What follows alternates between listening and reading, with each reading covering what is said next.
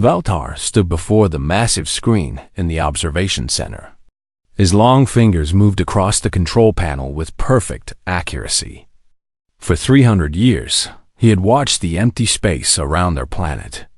Nothing ever changed. Nothing ever surprised him. The Zephyrians had built their world to be perfect. No wars, no chaos, no problems that could not be solved with logic and careful planning. Their cities were clean and quiet. Their people lived long, peaceful lives. Everything happened exactly as it should. This morning started like every other morning. Valtar checked the sensors that watched the space around Kepler 442b. He expected to see nothing, just like always. But today was different. A small dot appeared on the edge of his screen. Valtar's large eyes widened. His blue skin turned a lighter shade, which happened when Zephyrians felt confused. He had never seen anything like this before. The object was moving toward their planet. It was clearly artificial, but it looked wrong. The ship's design made no sense. Metal plates were stuck to its sides with what looked like simple welding. The energy readings showed systems that should not work together. Yet somehow, the ship was flying through space. Valtar called his supervisor immediately. "Director Thane, we have an unknown vessel approaching our planet." Director Thane arrived within minutes. She was older than Valtar, with darker blue skin and silver markings that showed her high rank. She looked at the screen with the same confusion that Valtar felt. "What species built this?" she asked. "I do not know," Valtar replied. "It does not match any design in our databases. The technology appears to be very primitive, yet it is clearly capable of space travel." They watched as the strange ship sent out signals. Basic mathematical patterns came through their communication systems. 1 + 1 = 2. 2 + 2 = 4. The universal language of intelligence. "They are trying to talk to us," Director Thane said. The signals changed. Now they contained simple pictures and more complex mathematics. The beings in the ship were showing them their periodic table of elements. Then came star maps showing where they had come from. "Impossible," Director Thane whispered. "These star maps show they traveled from a system over 20 light years away. But their technology level suggests they should barely be able to leave their own planet's atmosphere." More signals came from the ship. This time, they included audio. Strange sounds that went up and down in pitch. Music, but unlike any music the Zephyrians had ever heard.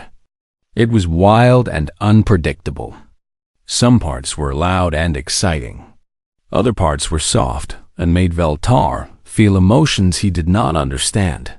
Then came a voice. It spoke in basic mathematics first, then slowly began using simple words. "Hello, we are humans. We come in peace. Our ship needs help. Engine broken. Request permission to land for repairs." Director Thane looked at Valtar. In 3,000 years of Zephyrian space travel, they had met many species.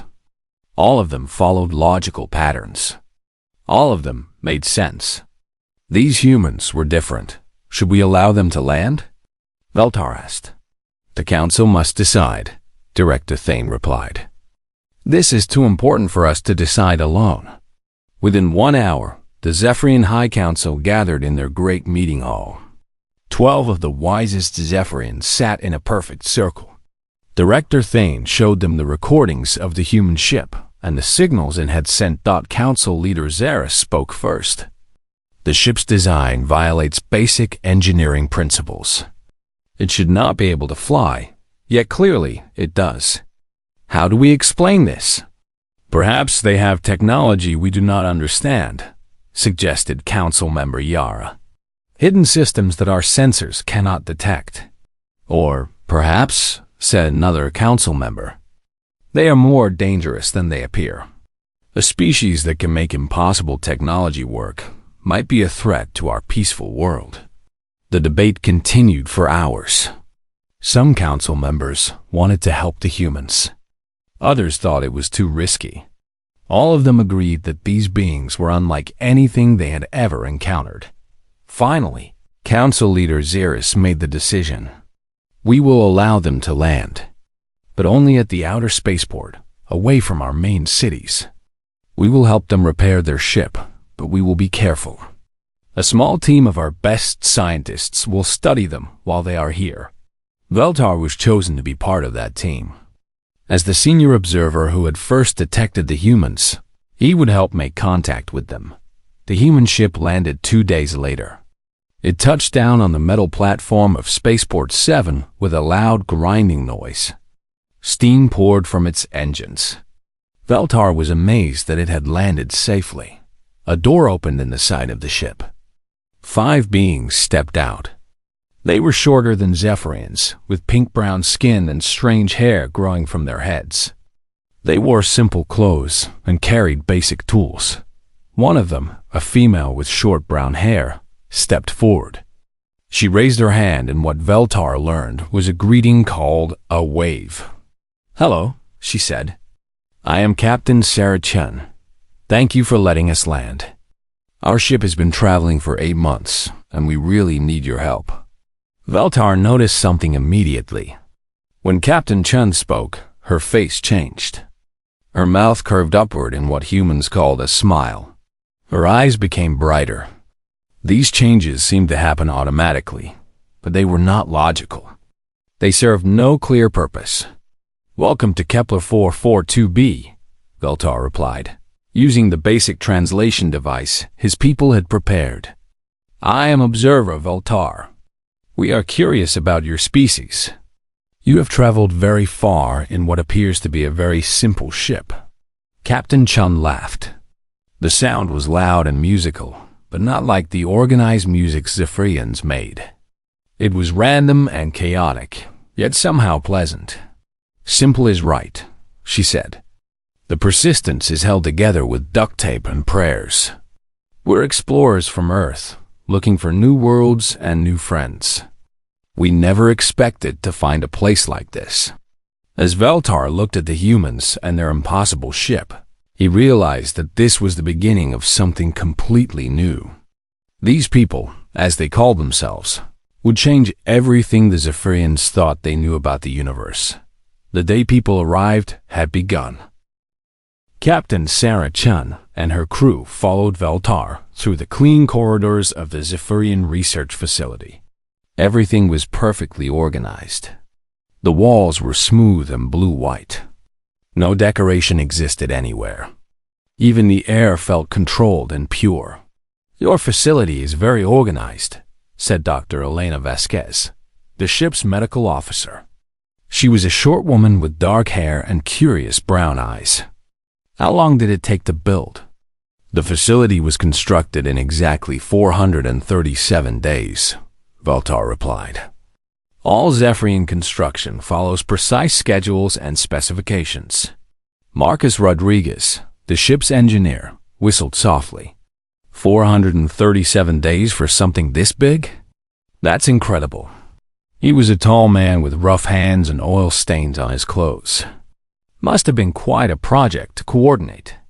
Veltar did not understand why the human had made that strange sound with his mouth. The whistle served no communication purpose that he could identify. Another mystery to add to his growing list.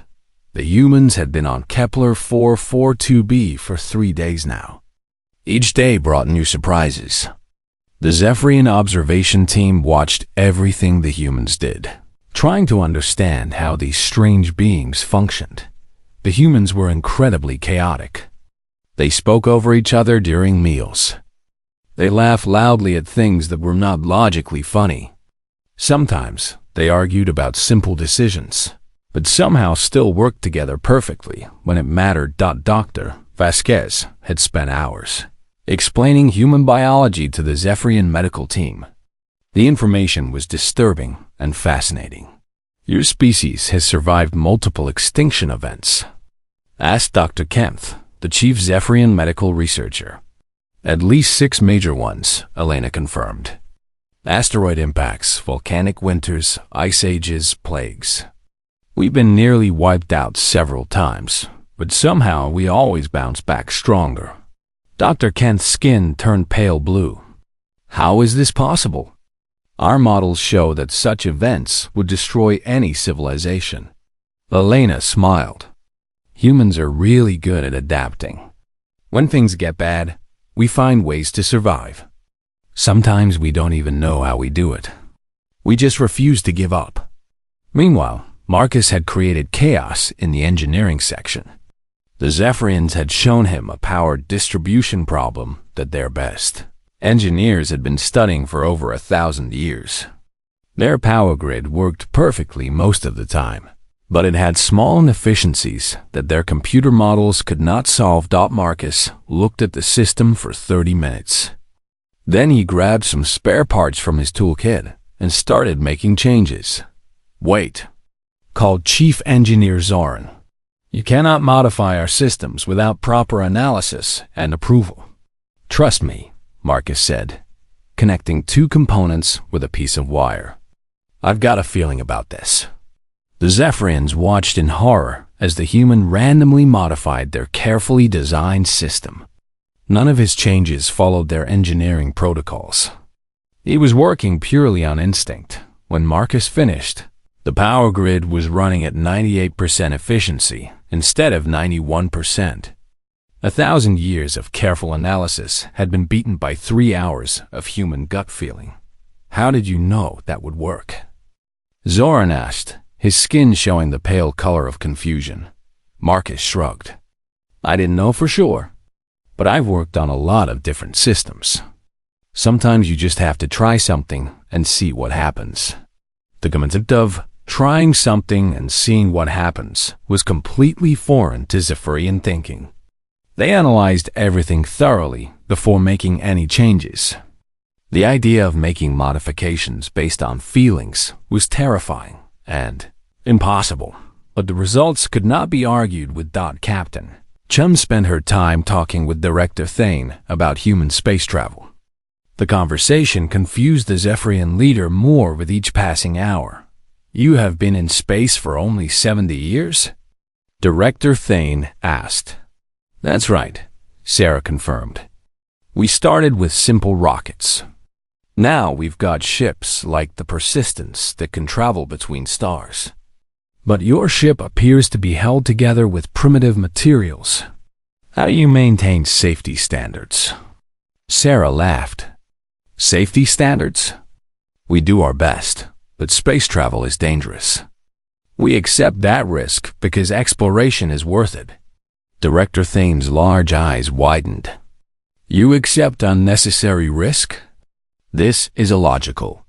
Why would you endanger your crew for mere curiosity?"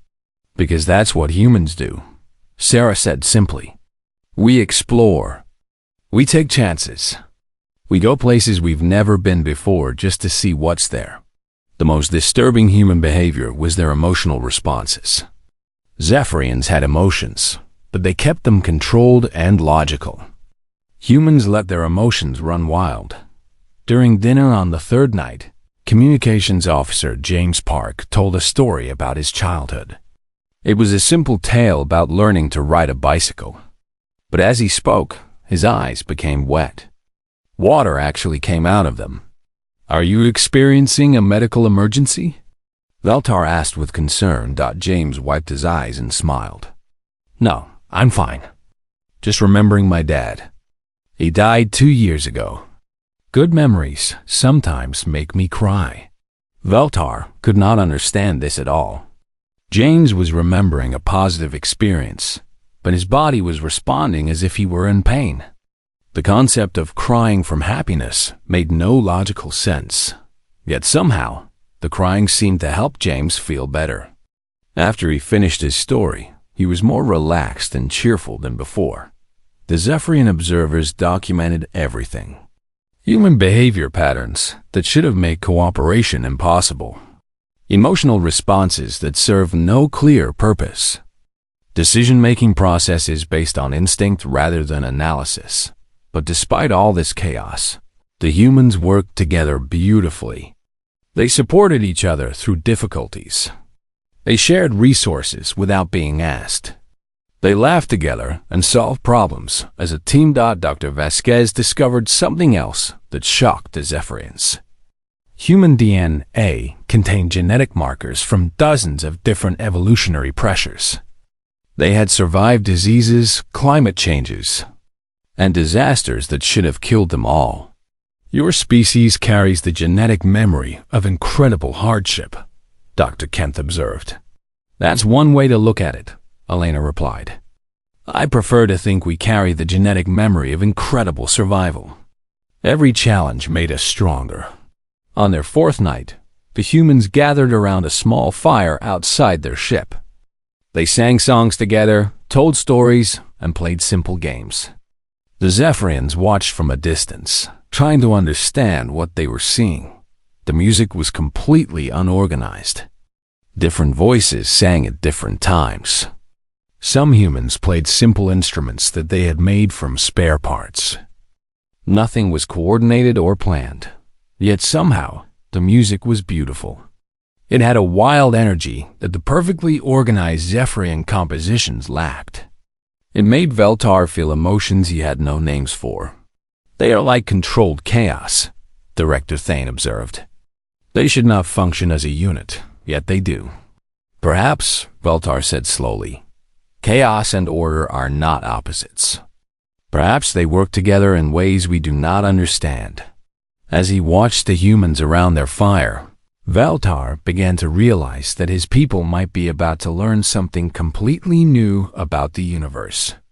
These people represented a different way of existing, a way that embraced uncertainty and found strength in unpredictability.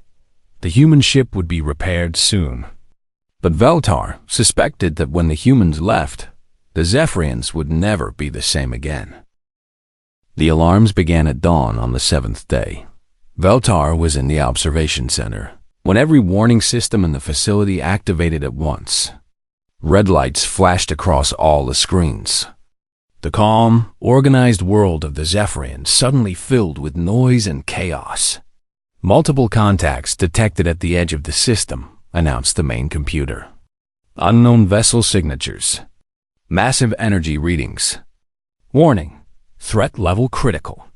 Director Thane arrived within minutes. Her usually calm blue skin had turned almost white with fear. What are we seeing, Veltar? The main screen showed space near their planet's outer system. Dark shapes moved between the stars. They were huge, much larger than any ship in the Zephyrian fleet. Worse, they were moving in patterns that made no sense. Computer, analyze the movement patterns of the unknown vessels, Director Thane ordered. Analysis complete. Movement patterns do not follow any known tactical doctrine. Vessels appear to be moving randomly, but sensor data suggests coordinated behavior. No logical explanation available. Veltar felt cold fear in his stomach. In 300 years of watching space, he had never seen anything that the computers could not explain. The human crew was brought to the observation center immediately. Captain Chun took one look at the screen, and her face became very serious. How many ships? She asked. 17 large vessels detected so far, Veltar replied. More may be hidden in the sensor shadows. Marcus studied the readings on a nearby console. Those energy signatures. They're not using any kind of engine technology we know about. And the way they're moving, he shook his head. It's like they're improvising their flight patterns as they go. That is impossible, said Chief Engineer Zoran. Space travel requires precise calculations and planning. Ships cannot simply improvise their movements. James Park, the communications officer, was trying to establish contact with the unknown ships. I'm getting no response to any of our standard greeting protocols, but I am picking up some kind of signal. Strange sounds filled the room. They were mechanical, but unlike any machine noise the Zephyrians had ever heard. The sounds changed constantly, never following the same pattern twice. Dr. Vasquez listened carefully. That's not communication. That sounds like scanning, like they're analyzing everything in the system. Scanning for what? Director Thane asked.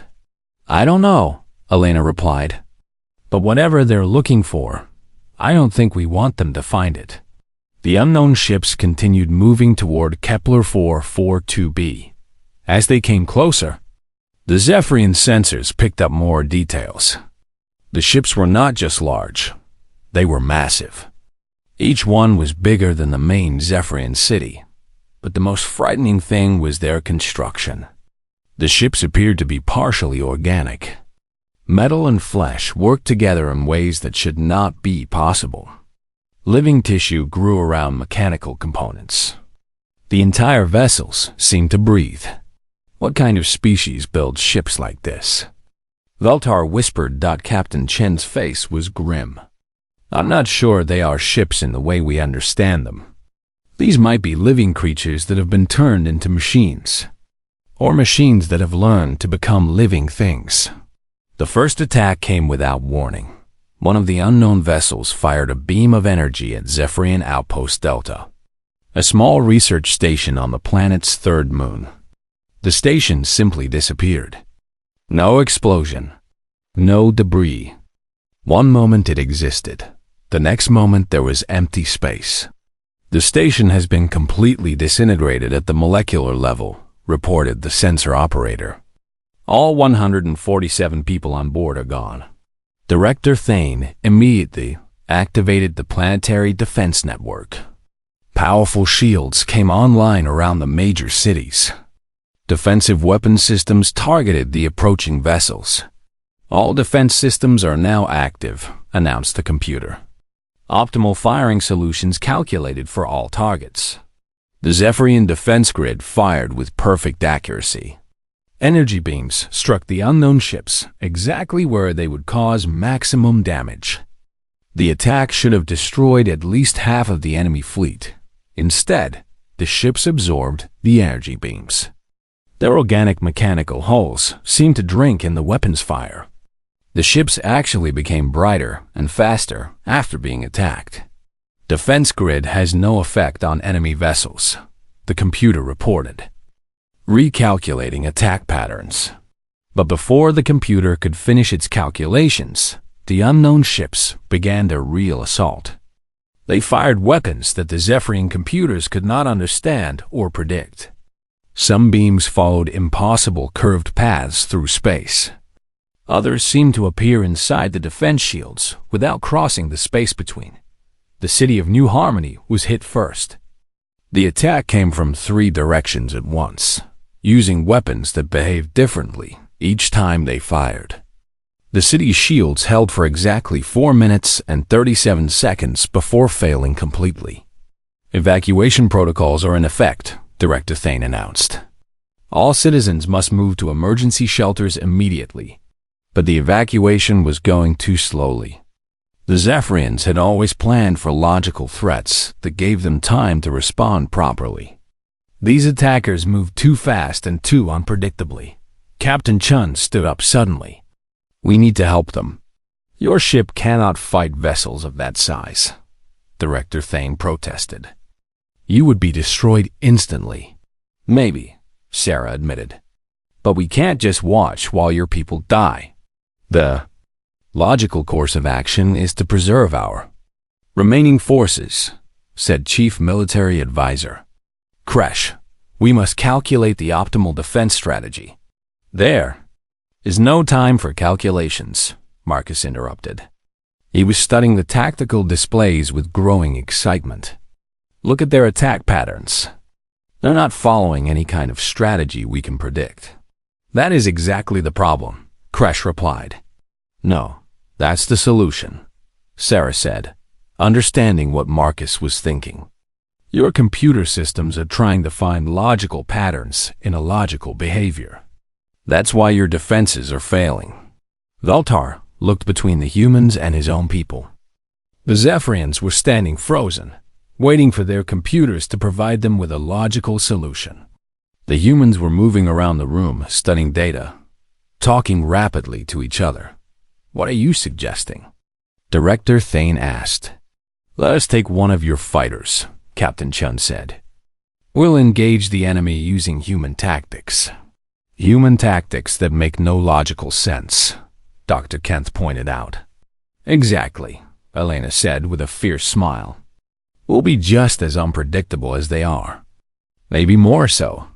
Chief Military Advisor Kresh's skin turned pale. You want to fight chaos with chaos? That is not how warfare is conducted. It's how human warfare is conducted, James Park said quietly. We've been fighting impossible odds for our entire history. Sometimes the only way to beat crazy is with more crazy. Another Zephyrian city disappeared from the screens as they spoke. Then another. The unknown attackers were moving faster now, becoming more aggressive as they learned how the Zephyrian defenses worked. Director Thane looked at the tactical display. Her people were dying while the computers calculated useless solutions to an impossible problem. The logical approach was failing completely. Very well, she said finally. Take fighter craft Omega-7. But understand this action is completely unauthorized. We cannot provide you with support. Captain Chun nodded. Understood. We're going to try something that either works or gets us all killed very quickly. As the humans ran toward the fighter craft hangar, Veltar realized he was watching something his people had never seen before. These beings were about to face impossible odds with nothing but courage and unpredictable thinking. For the first time in Zephyrian history, their survival might depend on someone choosing not to be logical. The war for Kepler 442b was about to begin. The Zephyrian fighter craft Omega-7 shot out of the hangar like a silver arrow. Captain Chun sat in the pilot's seat, her hands moving across controls she had learned to use in only 20 minutes. Marcus crouched behind her, working frantically on the weapon systems. The targeting computer is too slow, he called out over the engine noise. It keeps trying to predict where the enemy ships will be, but they never go where logic says they should. Then we won't use logic, Sarah replied, diving the fighter toward the nearest enemy vessel. We'll use instinct. The enemy ship was massive, at least 1,000 times larger than their fighter. Its organic metal hull pulsed with strange lights. As they approached, the ship fired at them with a weapon that twisted through space like a living snake. Sarah yanked the controls hard to the right, then immediately left, then down. Her movements had no pattern. She was flying purely on reflexes, reacting to the enemy fire a split second before her conscious mind even saw it. The enemy weapon missed by inches. How did you know to dodge that? Marcus asked, amazed. I didn't know, Sarah admitted, spinning the fighter in a wild spiral as more enemy fire erupted around them. I just felt it coming. Back in the observation center, Veltar and the other Zephyrians watched in shock. The human fighter was moving in ways that violated every principle of tactical flying. Yet somehow, it was avoiding weapons fire that had destroyed much larger Zephyrian ships. They are flying random patterns, Chief Military Advisor Kresh observed. There is no strategy at all. That is why it is working, Director Thane said slowly. The enemy ships are trying to predict where the humans will go next. But the humans are not going anywhere logical. On screen, the human fighter performed an impossible maneuver, flying directly toward an enemy weapon blast, then spinning around it at the last second. The move should have gotten them killed. Instead, it put them in perfect position to attack the enemy ship's weak point. Marcus had figured out how to modify the Zephyrian weapons. Instead of firing precisely calculated shots, he was sending out random bursts of energy in all directions. Most of his shots missed completely, but a few hit targets that careful aiming would never have found. Target acquired.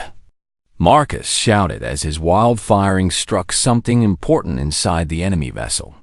The massive ship shuddered and began to slow down. We heard it, Sarah called back. Whatever you just hit it again. I don't know what I hit, Marcus replied, continuing to fire random shots. I'm just shooting everywhere and hoping for the best. This approach should not have worked, but somehow it did. The enemy ship, which had easily absorbed perfectly aimed Zephyrian weapons, was being damaged by Marcus's chaotic attack pattern. Dr. Vasquez, monitoring the fighter's communications from the observation center, suddenly understood why. The enemy ships are adaptive, she explained to the Zephyrians around her. They learn from each attack and develop defenses. But they can't adapt to something that has no pattern to learn from. More human crew members were taking action now. James Park had somehow gotten into the planetary communication system. Instead of sending logical distress signals, he was broadcasting human music throughout the system. Why are you sending audio entertainment during a battle? Asked Communications Officer Yent. It's not entertainment, James replied, adjusting the broadcast frequency. Watch what happens to the enemy ships when they hear it. The effect was immediate and startling. The enemy vessels began flying in irregular patterns, their weapon systems misfiring. The wild, unpredictable rhythms of human music were confusing their adaptive algorithms. The music is introducing random variables into their targeting systems, Dr. Vasquez explained. They can't process something that changes constantly for no logical reason. Meanwhile, Dr. Vasquez herself was working on an even more ambitious plan. She had been studying the readings from the enemy ships and noticed something important. Their organic components are trying to maintain biological rhythms, she told the Zephyrian medical team. But they're fighting against their mechanical parts. If we could disrupt that balance, she began broadcasting biological interference signals. Frequencies that would confuse living tissue without affecting machines. The enemy ships began to shake and convulse as their organic and mechanical parts fought against each other. In the fighter, Captain Chun was attempting something that would have horrified any trained pilot. She was flying directly at the largest enemy vessel on a collision course that would destroy both ships. Sarah, what are you doing?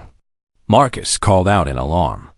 Something stupid that might just work, she replied, pushing the engines to maximum power.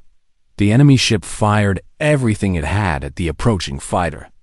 Dozens of weapons blazed through space, creating a wall of destructive energy that no ship could possibly survive.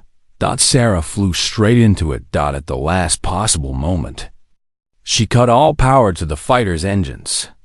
The ship dropped like a stone, falling beneath the enemy weapon's fire. She then restarted the engines and slammed into the enemy vessel's hull at full speed. The impact should have destroyed the fighter instantly. Instead, Marcus had been working on the ship's shields, modifying them to create a shape charge effect. When they hit the enemy hull, the shields focused all their energy into a single point. The massive enemy ship cracked like an egg. Direct hit. Veltar announced from the observation center. The lead enemy vessel is breaking apart. But there were still 16 more enemy ships in the system, and they were learning from what had happened to their companion. They began moving in even more chaotic patterns, trying to match the unpredictability of the human attacks. They are adapting to our chaos. Chief Engineer Zorn observed with growing concern. Then we need to be more chaotic than they are, Elena said with determination. What happened next would be talked about in Zephyrian history for generations.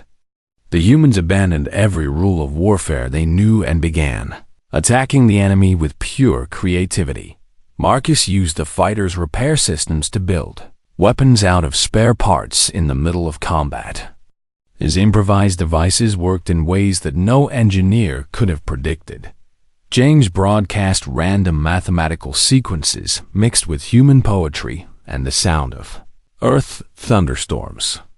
The combination completely overwhelmed the enemy ship's analytical systems. Elena began transmitting biological patterns from Earth's most adaptable life forms, bacteria, viruses, and fungi. The enemy ship's organic components began evolving in random directions. Fighting against their own programming. Sarah flew the fighter in patterns inspired by her childhood memories of flying kites, swimming in the ocean, and dancing at her sister's wedding. Her movements were so personal and emotional that no computer could possibly predict them. Slowly, impossibly, the tide of battle began to turn.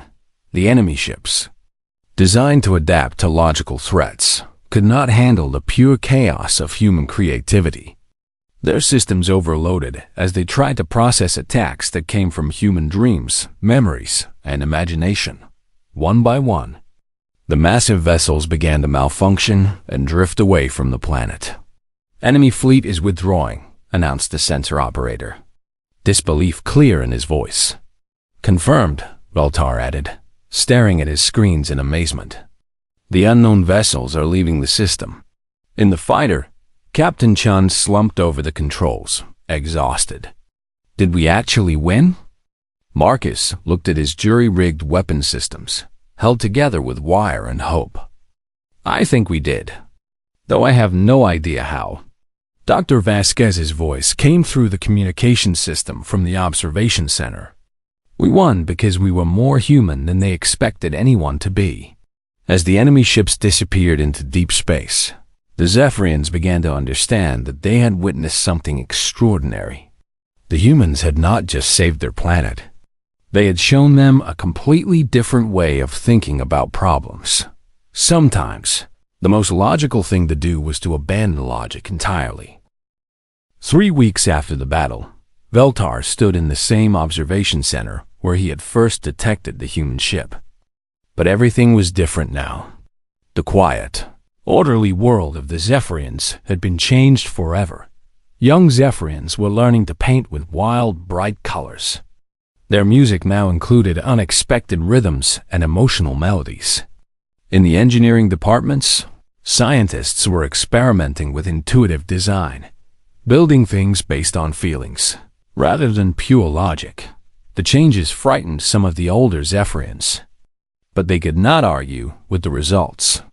In 3 weeks, their people had solved more problems and made more discoveries than in the previous 300 years. Captain Chun stood beside Veltar, looking out at the space where her ship was being prepared for departure. The Persistence looked completely different now. Zephyrian technology had been integrated with human engineering in ways that should not have worked, but did. "Your ship now has capabilities that neither of our species could have achieved alone," Veltar observed. Sarah smiled. "That seems to be a theme with humans and Zephyrians working together." The partnership had produced amazing results. Human creativity combined with Zephyrian precision created technologies that neither species could have imagined separately. They had built new types of engines, communication systems, and defensive technologies. More importantly, they had learned from each other. Dr. Vasquez finished her final medical report and joined them at the observation window. "The Zephyrian Council has agreed to establish a permanent human embassy on the planet. Some of our people will stay here to continue the cultural exchange, and some of our people will travel with your ship to learn about human space exploration," Veltar added. "Director Thane has volunteered to be part of your crew." Sarah raised her eyebrows in surprise. "She's willing to leave everything she knows behind?" "She says that staying in one place forever is not living. It is just existing," Veltar replied. "I believe she learned that philosophy from humans." Through the window, they could see human and Zephyrian children playing together in the facility's garden. The young Zephyrians were learning games that had no rules and no logical purpose. The human children were learning patience and careful observation. Yesterday, a group of mixed human Zephyrian children had built a sculpture that was both perfectly balanced and completely chaotic. Their teachers from both species had no idea how to classify it, but everyone agreed it was beautiful. Marcus Rodriguez appeared in the doorway, his arms full of strange mechanical devices. "The new hybrid engines are ready for testing. They run on a combination of Zephyrian fusion technology and human creative modifications. I'm 90% sure they won't explode." What about the other 10%? Sarah asked. Marcus grinned. That's the fun part. We won't know until we try them. 6 months ago, the idea of testing unproven technology would have horrified any Zephyrian. Now, Chief Engineer Zorn was working with Marcus to develop a whole new field called experimental engineering, the practice of building things that might not work. Just to see what happened, the Zephyrian High Council had spent weeks analyzing the battle against the enemy fleet. They were still not completely certain what the attacking ships had been, but they had learned important lessons about dealing with unknown threats. Council Leader Zaris had written a new directive that was posted throughout Zephyrian space. When facing the impossible, consult the humans. When facing the logical, consult the Zephyrians. When facing the future, consult each other. James Park was teaching Zephyrian communication specialists about the concept of reading between the lines, understanding what people meant rather than just what they said. The Zephyrians found this incredibly difficult, but they were beginning to see how it made communication richer and more meaningful. In return, the humans were learning Zephyrian meditation techniques that helped them focus their chaotic thoughts when precision was needed. Sarah had discovered that she could fly much better when she combined human intuition with Zephyrian mental discipline. The most surprising change was in Veltar himself. The observer who had spent 3 centuries watching empty space was now planning to travel the galaxy. He had requested assignment to the new human Zephyrian exploration program. Why do you want to leave your home? Director Thane had asked him. Because I've spent my life watching, Veltar replied. Now I want to experience. The concept of exploration for its own sake had been foreign to Zephyrians for thousands of years. They only traveled when they had logical reasons to do so. The human idea of going somewhere just to see what's there had infected their entire culture. 3 days before the Persistence was scheduled to depart, the enemy ships returned, but this time they sent a message. We are the Collective, the transmission said. We came to your system to acquire your technology through destruction.